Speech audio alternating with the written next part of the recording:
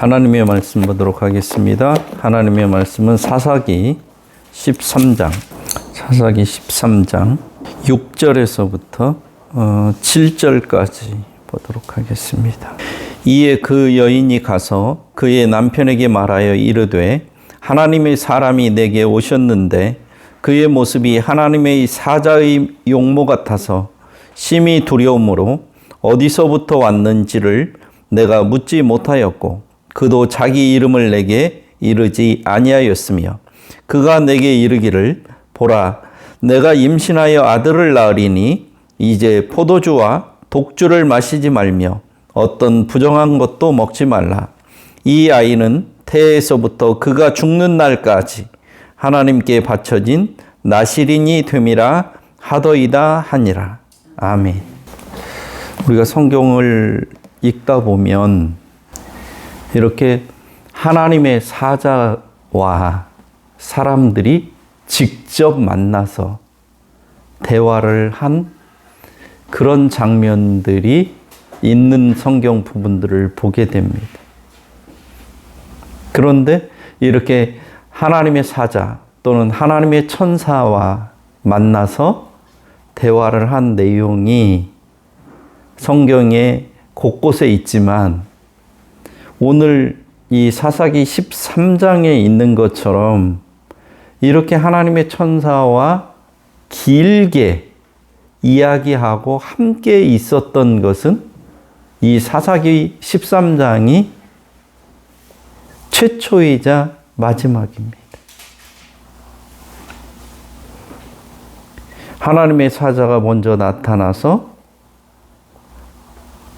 아이를 갖지 못하는 그런 마노아의 가정에 아이가 태어날 것을 알리고 그리고 나서 그 아이가 어떤 일을 할 것인지 이것을 다 알려줍니다.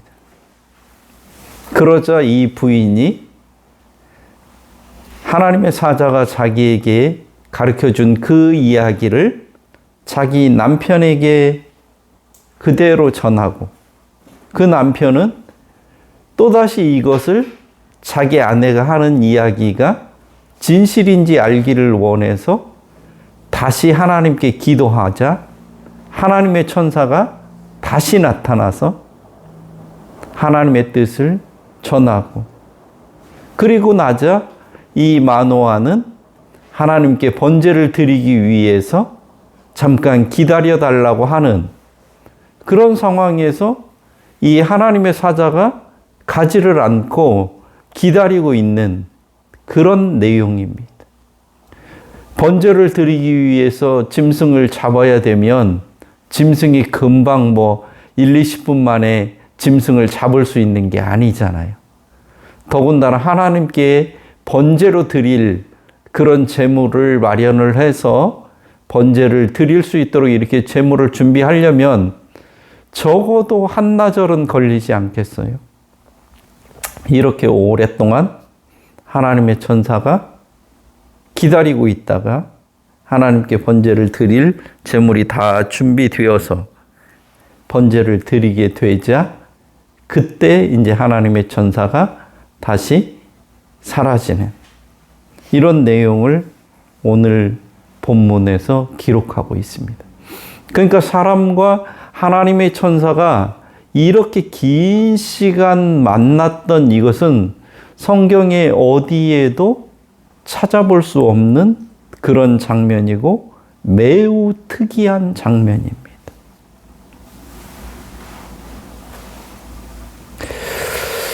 오늘날 신자들이 원하는 게 있다면 아마 하나님을 실제로 한번 봤으면 하는 그런 거 아닐까요? 아니면 꿈에라도 나타나셔서 내가 너를 사랑한다. 참 이 세상 살아가는데 고생 많이 하지. 이렇게 위로해 주시고 말씀해 주시든지 하는 것을 기다리지 않나요? 기도하는 중에라도 음성으로라도 들려주시면 얼마나 좋을까 하는 그런 기대를 하는 신자들이 많이 있습니다. 신자들뿐만 아니라 불신자들도 신을 볼 수만 있다면 신을 안 믿을 이유가 없는데 신을 볼 수가 없으니 믿을 수 없다고 이야기하는 사람들을 종종 보게 됩니다.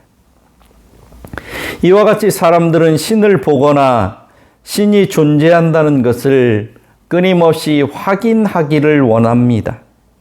그래서 신을 만나기 위한 다양한 노력과 인간적인 수고를 마다하지 않습니다.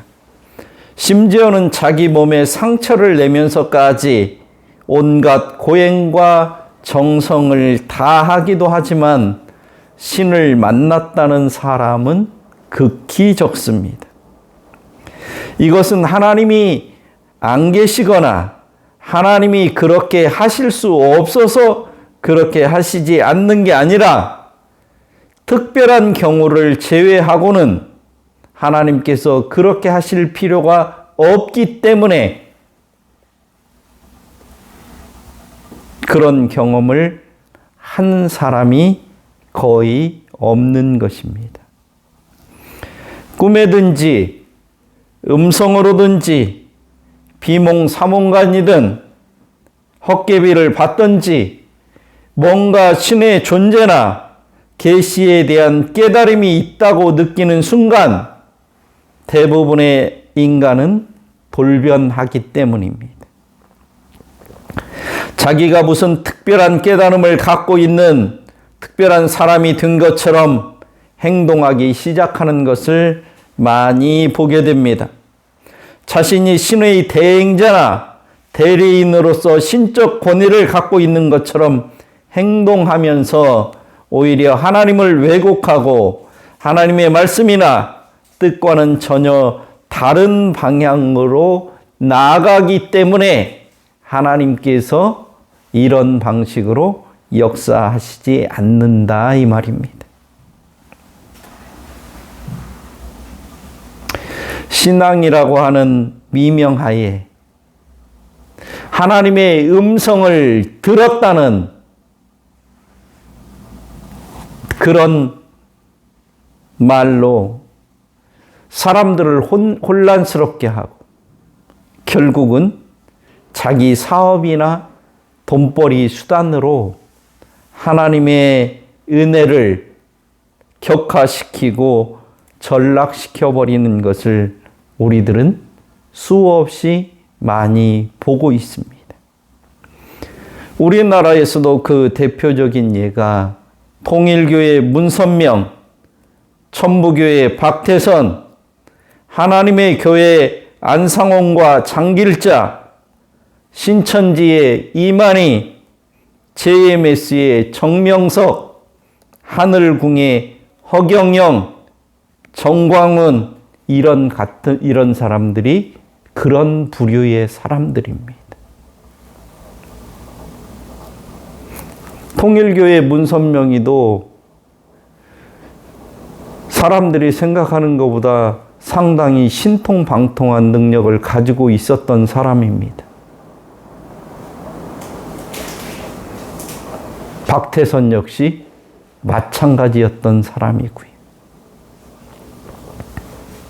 박태선이가 한강변에서 부흥회를 할 때 금가락지가 가마니로 쏟아질 정도로 하나님 사람들을 감동시켰다고 합니다. 이런 사람들이 그 끝이 하나님의 영광을 드러내는 것이 아니라 자기의 부를 축적하는 이 세상에 몇십 년도 살지 못하는 그 기간 동안에 하나님의 영광을 돈으로 바꾸어버린 이런 모습들을 보인 자들입니다. 하나님께서 보낸 하나님의 사람이 눈앞에 있어도 깨닫지 못하는 것이 인간입니다. 하나님의 사자가 대면에서 이야기를 해줘도 하나님을 깨달을 수 없는 것이 인간이다 이 말입니다. 오늘 사사기 13장 16절에 보면 이렇게 나와 있습니다. 마노아가 앞에 말씀을 보면 마노아가 여호와의 사자와 이야기를 주고받습니다. 계속해서. 그런데도 이 사람이 여호와의 사자인지를 모릅니다.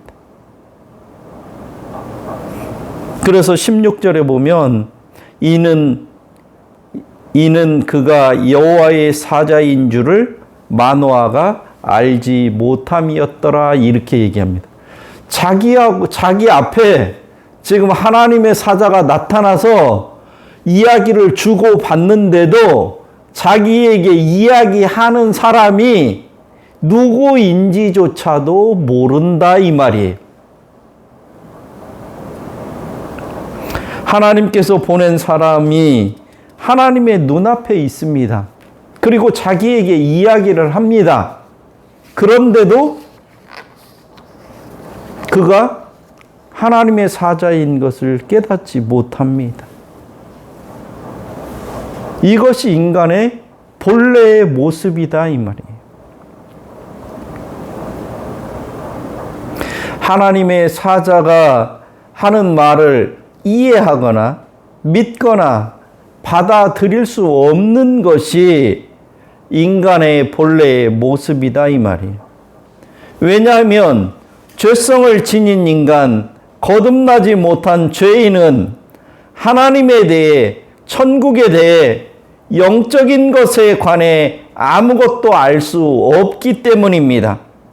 믿음이 좋은 척하고 하나님의 말씀에 주의하고 귀 기울인 척하지만 중생 되기 전까지는, 하나님께서 영적인 눈을 뜨게 해 주시기 전까지는 아무것도 깨달을 수 없고 믿을 수 없는 것이 인간의 실상입니다.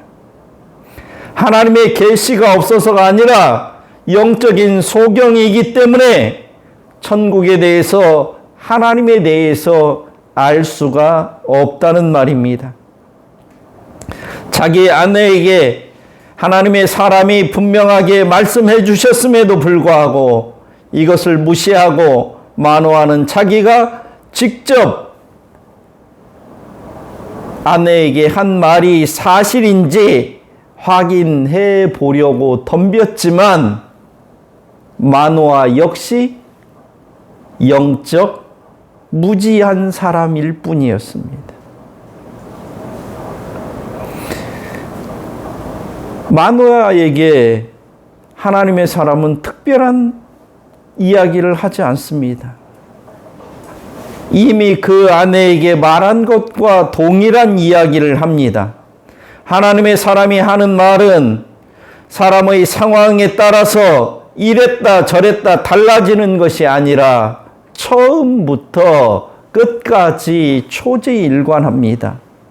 그래서 13절과 14절 후반절을 보면 내가 여인에게 말한 것을 다 지킬 것이다 라고 거듭해서 말씀하시는 것을 볼 수 있습니다. 구약의 이스라엘 백성들조차도 모세가 하나님을 맞이하려고 시내산에 올라가 있는데도 불구하고 그 짧은 시간을 기다리지 못하고 우상을 만들었던 것을 잘 알고 있습니다. 이스라엘 백성의 대표로 모세가 하나님을 뵙고 있는 그 순간에도 엉뚱한 짓을 하는 것이 인간이다 이 말입니다.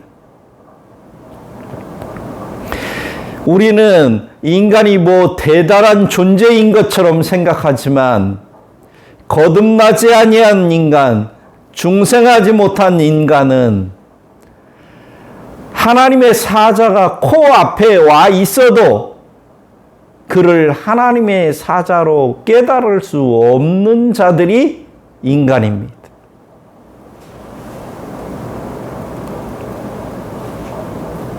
출애굽기 20장 19절 보면은 사람들이 이렇게 얘기합니다.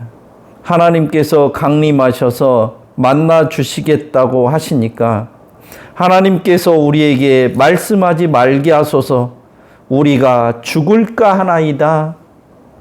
이렇게 이야기합니다. 그래서 하나님께서 우리 가운데 강림하셔서 우리에게 직접 말씀해 주시지 말고 우리의 대표인 모세에게 하나님께서 말씀하시면 우리가 그 모세를 통해서 하나님께서 하신 말씀을 듣겠습니다. 우리가 하나님의 말씀을 직접 들으면 우리는 죽을지도 모릅니다. 이렇게 이야기하는 것이 인간입니다. 그러다가 조금만 어려운 일을 당하면 그래서 하나님이 있는지 없는지 자기 믿음이 흔들리면 그때는 다시 하나님을 보여달라고 난리 법석을 떠는 것이 인간들의 실상이라는 말입니다. 그러면서 꿈으로든지 이적이나 상징이 아니라 하나님을 실제적으로 보여달라고 보고 싶다고 하나님께서 직접 자기에게 말씀해달라고 하는 것이 인간입니다. 이스라엘 백성들의 요구처럼 해주면 이스라엘 백성들이 하나님을 잘 믿을까요? 우리들은 어떻습니까?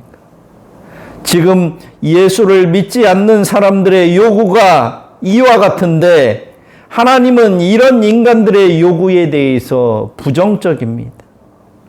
보이지 않는 하나님을 어떻게 믿느냐?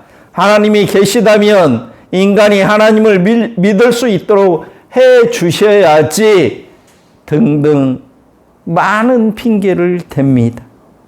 그러면서 온갖 이야기를 다 하고 하나님을 믿지 않으려는 자들에게 하나님께서는 더 이상 핑계를 대지 못하도록 하시기 위해서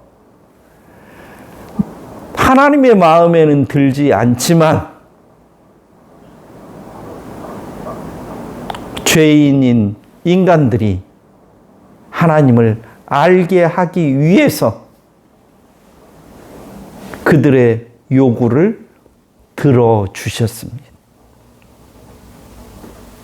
그래서 영이신 하나님이 눈에 보이는 하나님으로 육신을 입고 이 땅에 오셔서 하나님이 어떤 분인지, 하늘나라가 어떤 곳인지, 하나님의 뜻은 무엇인지를 분명하게 가르쳐 주셨지만 그 하나님을 잡아서 십자가에 죽인 것이 인간입니다.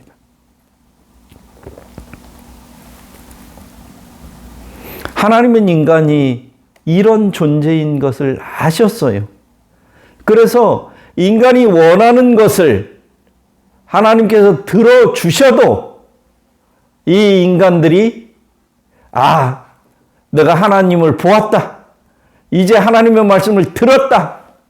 내가 이제 천국에 대해서 알게 되었으니 하나님을 믿어야 되겠다. 천국 백성으로 살아야 되겠다. 이렇게 하지 않을 것을 하나님은 아셨지만 더 이상 인간들이 하나님이 없다고 하고 하나님을 무시하고 자기들의 죄악을 감추려고 하는 이러한 사악함을 깨닫도록 하시기 위해서 친히 이 땅에 오셨다 이 말입니다. 그럼에도 불구하고 지금도 예수를 안 믿는 사람은 1000년 전이나 2000년 전이나 5000년 전이나 이 세상이 처음 창조될 때나 똑같은 핑계를 대면서 하나님을 믿지 않고 있다 이 말입니다. 그래서 성경은 이렇게 얘기합니다. 땅의 일을 이야기해도 깨닫지 못하는 자들에게 하늘의 이야기를 한다고 알아듣겠냐라고 말씀하십니다. 누가복음 16장 19절 이하에는 부자와 거지 나사로의 비유가 나옵니다. 여기에서 이런 인간의 실상이 어떤 것인지를 분명히 보여주고 있습니다. 누가복음 16장 30절에 보면 이렇게 이야기합니다. 부자가 죽어서 지옥에 갔습니다. 그래서 자기 형제들이 더 이상 지옥에 오지 않기를 원해서 간절히 요구하는 그런 요구에 대해서 16장 30절에는 그 부자가 간절히 요구하는 이야기가 나옵니다. 뭐라고 얘기하냐면 만일 죽은 자에게서 그들에게 가는 자가 있으면 회개하리이다 하고 이야기합니다. 만약 죽은 자가 살아있는 그들에게 가서 지옥이 있다, 천국이 있다 이렇게 얘기하면 그들이 회개할 것이니까 나를 저들에게 보내주세요 이렇게 이야기합니다. 그런데 31절에서 뭐라고 얘기하냐면 모세와 선지자들에게 듣지 아니하면 비록 죽은 자 가운데 살아나는 자가 있을지라도 권함을 받지 아니하리다 이렇게 얘기합니다. 네가 간다고 해도 죽은 자가 살아나는 일이 있어도 소용없다. 네가 안 가도 모세와 선지자가 있다. 그러니까 그 사람들의 말을 믿는 자는 믿을 것이고 그 선지자가 하는 이야기를 귀 기울이지 않고 그것을 믿지 않는 자들은 죽은 사람이 살아나서 다시 가도 절대로 믿을 수가 없다. 이렇게 성경은 이야기하고 있습니다. 인간적으로는 상상하거나 도저히 경험할 수 없는 기적이 일어나도 인간은 믿지 않는다는 말씀입니다. 예수께서 인간의 육신을 입고 이 땅에 오신 것이 기적 중에 최고의 기적입니다. 예수님이 죽었다가 3일 만에 살아나신 것도 역사적인 사실입니다.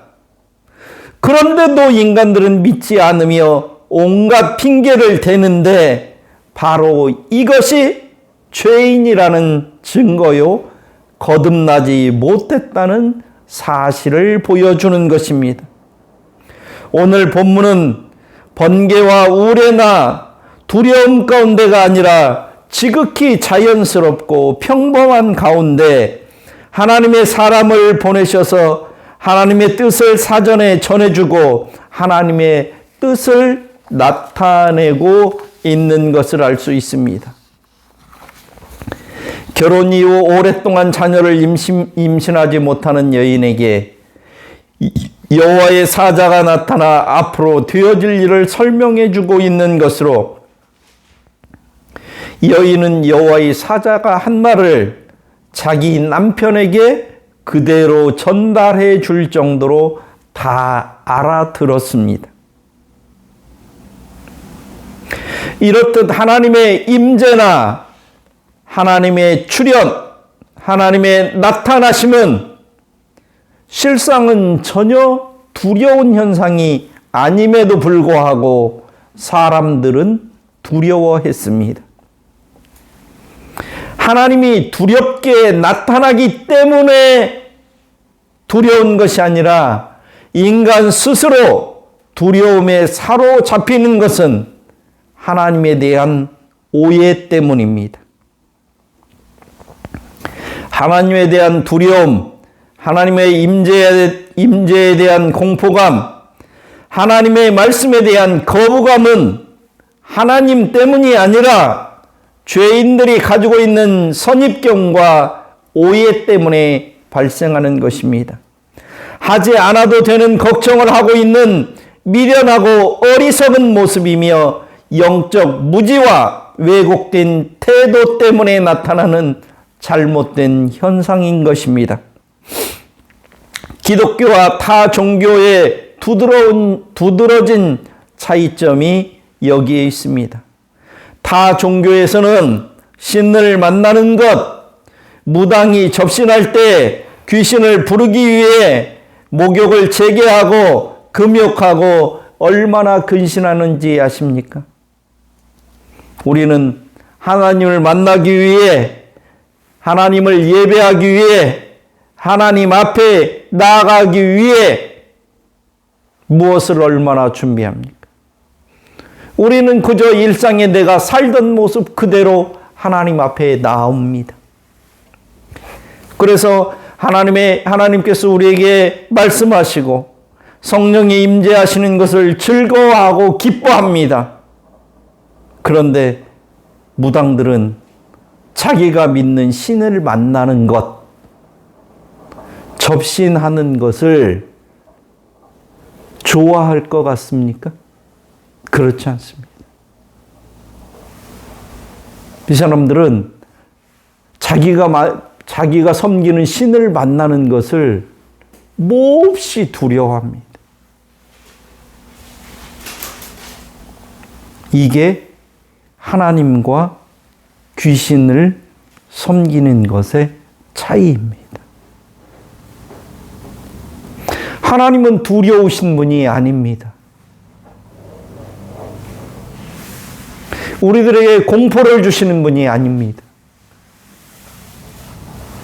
그런데 교회 안에서도 하나님을 귀신처럼 섬기는 분들이 적지 않고 성경의 가르침에서 벗어난 행위를 하는 것을 가끔 보기도 하는데, 이는 하나님도 성경도 잘 모르기 때문에 벌어지는 일들입니다.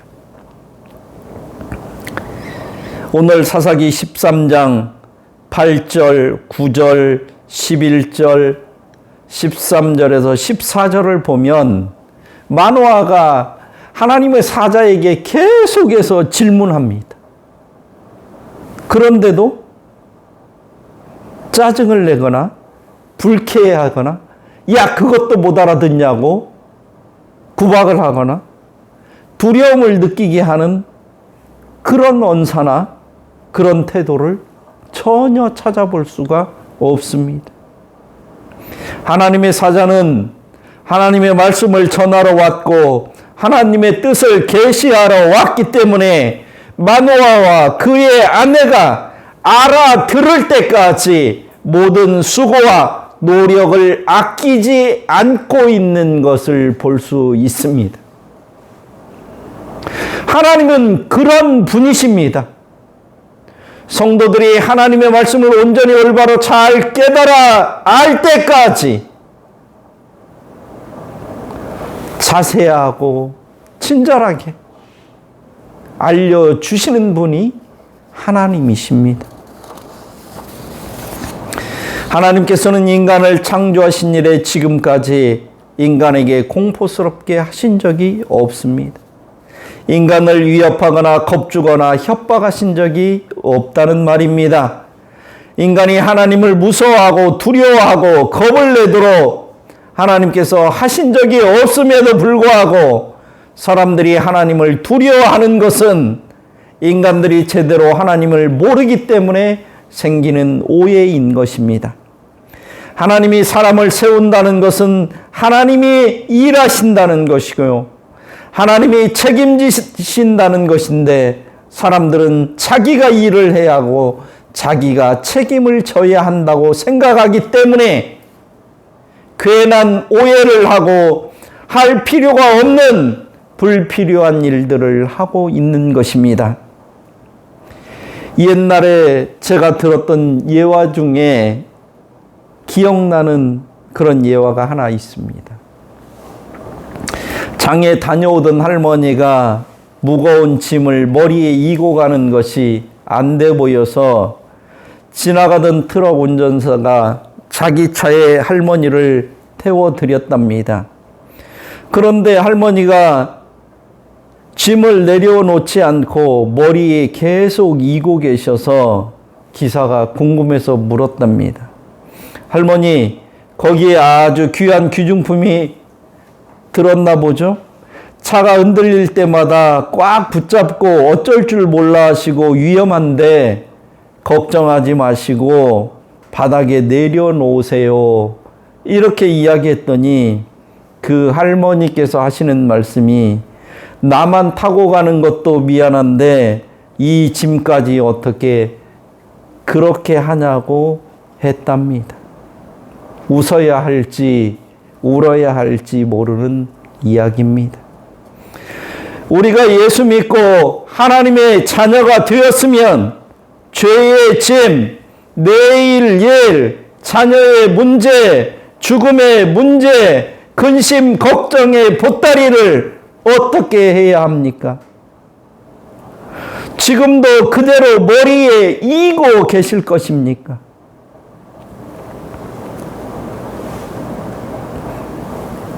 이것을 주님께 맡겨버리라고 성경은 그렇게 이야기하고 있지 않습니까?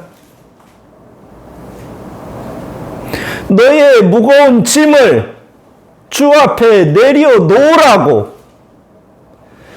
내가 너희들에게 참된 자유를 주려고 십자가를 지었다고 말씀하시는데 예수를 잘 믿는다고 하면서도 매일매일 하나님께 기도하며 의지한다고 하면서도 이 죄의 보따리를 내려놓지 못하고 짊어지고 오늘도 다니고 있지 않느냐 이 말이에요. 내가 붙들고 있다고 해결이 됩니까? 내가 해결할 수 있습니까? 해결할 수 있으면 붙들고 계십시오. 그러나 이 중에 어느 것도 내가 해결할 수 없다면 하나님께 내려놓으십시오.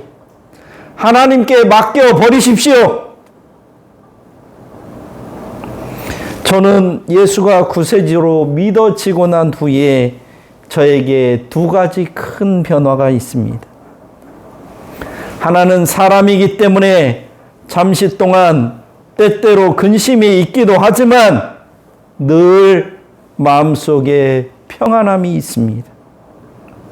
또 하나는 참된 자유함입니다. 그러기에 그렇게 별로 체면치레나 비교의식 이런 것이 그렇게 크지 않습니다.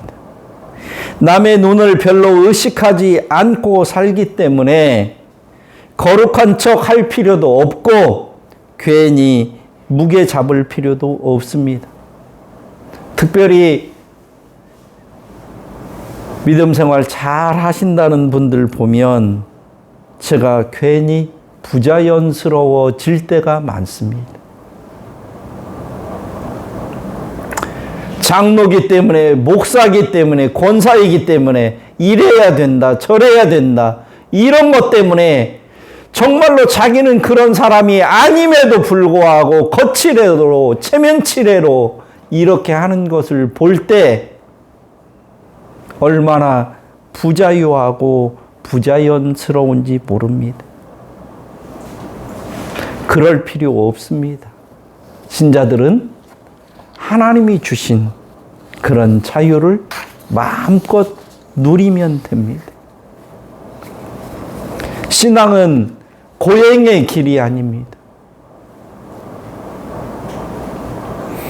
하나님은 마노아의 가정에 나타나서 하나님이 하실 일을 말씀하셨기 때문에 하나님께서 친히 아들을 낳을 수 있도록 하실 것이고 하나님께서 이스라엘을 구원하실 것입니다.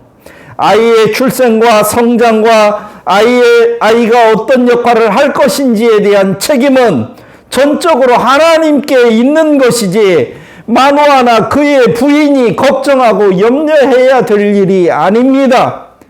마노아의 질문에 하나님께서 그래, 너는 이 아이에게 이럴 때는 이렇게 하고 저럴 때는 저렇게 하라고 한다고 해서 마노아나 그 부인이 그대로 할 수 있습니까? 아무것도 할 수 없으면서 하나님께 여쭈어보아서 뭘 어떻게 하겠다는 것입니까? 아들을 주신다고 했으니 감사하고 그 아들이 이스라엘의 구원자가 될 것이라고 하시니 하나님께서 어떻게 그 일을 이루실지 기대하고 되어지는 일 가운데 하나님의 역사하심과 인도하심을 따라서 그냥 일상을 살면 될 일입니다. 설령 하나님께서 마노아와 그 아내에게 뭘 하라고 한다고 해서 부모가 할 수 없는 부모의 역량을 넘어서는 일을 하나님께서 시키시겠습니까? 또 하나님께서 아무것도 하지 말라고 한다고 해서 부모가 해야 할 기본적인 일도 안 할 겁니까? 그냥 모든 부모들이 자기 자식을 키우듯이 그렇게 하면 그것으로 족한 것입니다. 하나님은 인간에게 짐을 떠맡기지도 않으시고 인간이 소중하게 여기는 것을 빼앗아 가시지도 않습니다. 하나님이 마노아에게 나타나셔서 말씀하신 것 중에 마노아로서는 단 하나도 손해볼 것이 없습니다. 여호와께서 말씀하시면 그냥 네, 알겠습니다. 하나님께서 그렇게 말씀하셨으니 그렇게 하세요. 그렇게 될 것으로 믿습니다. 이걸로 족합니다. 신앙이 얼마나 쉽습니까? 하나님을 따르는 것, 하나님의 인도함을 받는 것은 정말로 단순하고 쉬운 일입니다. 세상의 모든 것을 못 믿을 때에도 유일하게 믿을 수 있는 것이 하나님의 말씀입니다. 하나님을 모르면 세상에 가장 못 믿을 것이 말로만 하시는 하나님의 말씀입니다. 그러나 하나님을 믿는 신자들에게는 이렇게 하나님께서 하시는 이 말씀이 우리의 삶의 원동력이고 지혜이고 우리의 짐을 내려놓을 수 있는 근본적인 해결책이 되는 것입니다. 우리는 하나님의 사자가 마노아와 그 아내에게 나타나 하신 말씀보다도 더 분명하고 확실한 말씀을 갖고 있습니다.